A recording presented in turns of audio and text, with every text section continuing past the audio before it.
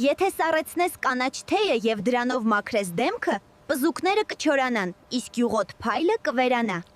Իսկ եթե կաթից սառույցի խորանարդներ պատրաստես եւ դրանցով մաքրես դեմքը, արևայրուքը կսկսի աստիճանաբար թուլանալ ու անցնել։ Եթե սառեցնես վարունգի հյութը ու սառույցով թեթև անցկացնես աչքերի տակ, մուգ շրջաններն ու պարկերը արագ կթուլանան ու կնվազեն։ Եթե ջրի մեջ մի պտղունց քրքում ավելացնես ու սառեցնես, դա ուժեղ ազդեցություն կունենա պզուկների վրա եւ կօգնի նվազեցնել բակտերիաները։ Եթե սառեցնես բազուկի հյութը եւ այդ սառույցի խորանարդներով մաքրես դեմքը, մանր կնճիռները կսկսեն աստիճանաբար անհետանալ։